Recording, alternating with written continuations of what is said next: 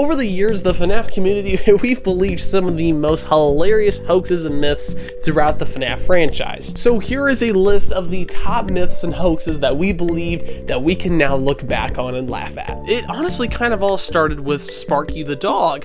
Someone online or on YouTube leaked a picture and video of this weird wolf-like animatronic by the parts and service room door, and honestly, when I saw this, it was very creepy, and I was honestly scared to play the game because I thought this was like a real thing, but it turned out just to be a hoax. Sparky the Dog made so many FNAF fans believe that he was real, so much so that in the FNAF 1 movie, we actually got to see Sparky the Dog as one of the suits in the parts and service room. And actually, in the newest video game called Secret of the Mimic, there is a dog spring lock suit that looks a lot like Sparky, except its name is Bud. Now, the purple guy animatronic is one of my favorite FNAF hoaxes, mainly because of just how scary it was. I nearly quit playing FNAF 2 because of how scary this thing looked. Back when FNAF 2 came out, people were still trying to figure out the lore of FNAF, and so the little purple guy sprite that we saw in the FNAF 2 minigames, of course, made a lot of people think that it was possibly an animatronic. And so somehow, somewhere, someone started putting out there that there was actually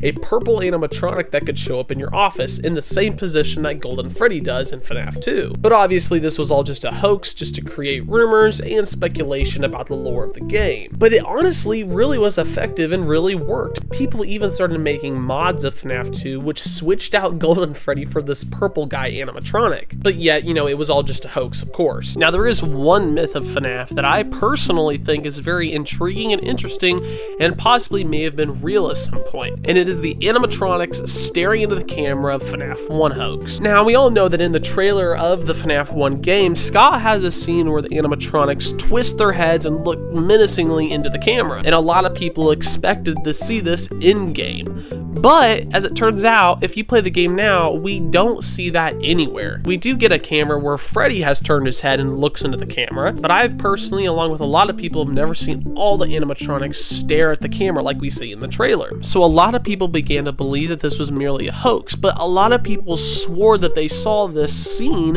while they were playing their game. This turned into a very big debate in the FNAF community, and personally, I'm on the side of saying that it's possible that this really did happen at some point, mainly because I know several people who claim to have had this happen to them, and that picture is actually in the game files of the FNAF 1 game. Now, I obviously don't think that this is in use anymore. I think this possibly could have been some of the first prototype or possibly first versions of FNAF 1. It's kind of a shame though, because that scene was honestly pretty scary to me, and I think it would have really been very terrifying to see this actually in game. Now, I wish that this hoax was actually real, and that is Shadow Balloon Boy. During the early release of FNAF 2, a mobile user posted this picture online saying that they were having a Shadow Balloon Boy appear in the office just like RWQ and Shadow Freddy. This sparked a bunch of controversy because some people believed that it was only in the mobile version and not the actual PC or console version. This made some people angry who didn't enjoy playing mobile games because they thought it was possible that there was actually Easter eggs that they were missing because they weren't playing on mobile. But as we all know, this eventually died out because it was never substantiated and didn't have any evidence to back it up, and it can be found nowhere within the mobile game files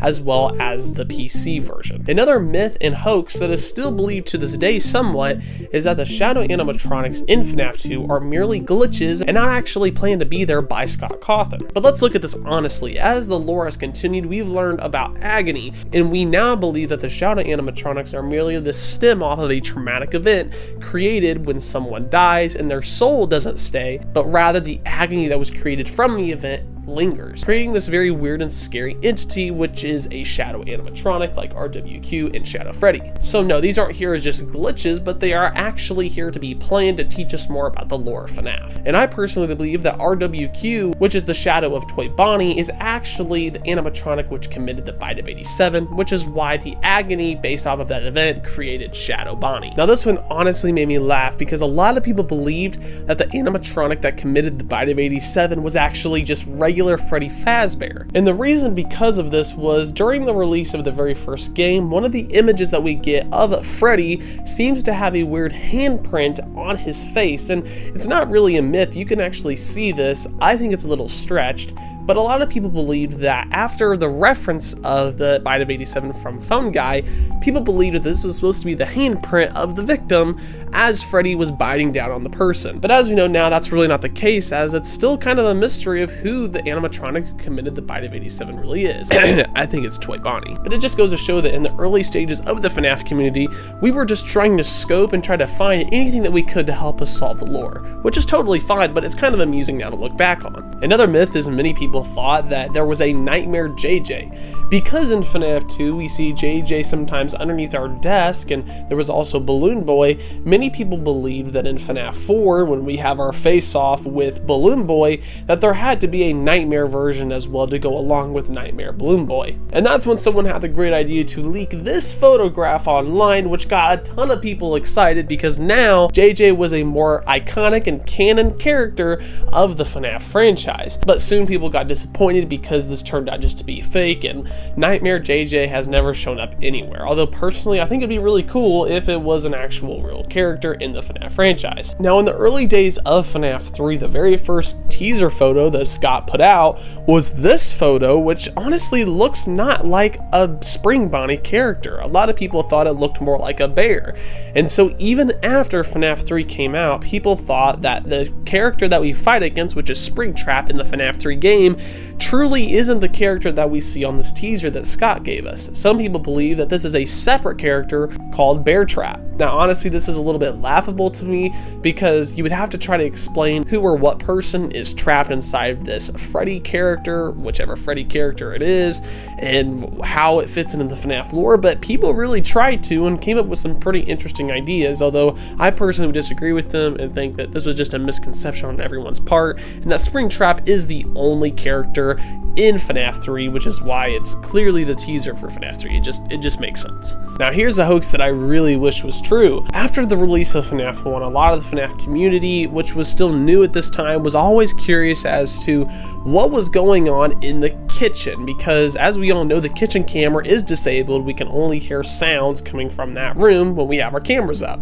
A lot of people speculated all kinds of crazy things, that there were dead bodies that could be seen in there, or that Golden Freddy was in there, all sorts of crazy stuff. And then all of a sudden the rumors started that if you put 6666 into the custom night for each animatronic, that you would gain access to the kitchen camera and there were terrifying things to be seen. But when we all did this, nothing happened, and I have to say I actually did this too. I was gypped. But to be honest, this kind of leads me to think, I wonder if there really is a way to gain access to the kitchen camera. Maybe keep trying punching in codes. I don't know. It could still be possible. Now I think we all recognize that this picture. This is the famous picture that came out shortly after the first FNAF game, where people were claiming that Freddy Fazbears Pizza was a real place, but after some investigation, this wasn't that hard to debunk. Well, whoever originally posted this picture claimed that this was a real pizza place in New Jersey. It turns out that this was merely a photoshopped copy of a real pizza place that was located in Oregon. Also, some people did some research during this time to see if anyone had actually copyrighted the name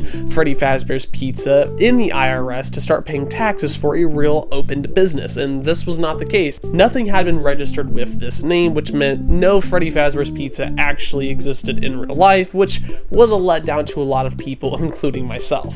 Now for our last hoax that we're going to cover, I would like to cover a more recent hoax, which actually took place because everyone believed that there was a real alternative reality game or AR game for FNAF. This all started with the release of the Fazbear Frights books. The very last book that was given to us by Scott was a compilation of stories that had been scrapped from the actual main story set, which made a lot of people start to think, why were these stories scrapped? Well, in one of these stories, a girl is trying to solve a real FNAF AR mystery by looking in the game files of FNAF 3 and finding a picture of a location. She then travels to this place and solves a mystery of a real Freddy Fazbear's Pizzeria murder crime. This made the internet go wild. People started going around and calling places in that town that the girl visited to try to find this real FNAF AR. But the problem was this all turned out to be absolutely nothing. We all misinterpreted the story and jumped to conclusions thinking this was real. And in the process, we created some damage along the way, but hey, what can you say? We're FNAF fans. What else are we gonna do? And to be honest, I personally hope that we get a real FNAF AR at some point. I think it would be absolutely a genius move by Scott to incorporate something like that into the game franchise. The fans, I believe, would absolutely love it. So with that, I hope you guys enjoyed today's video, and make sure to check out this video where I believe I've solved the Bite of 87, what animatronic did it, and who the victim truly was. And so with that, I hope you all have a fantastic day. See you next time.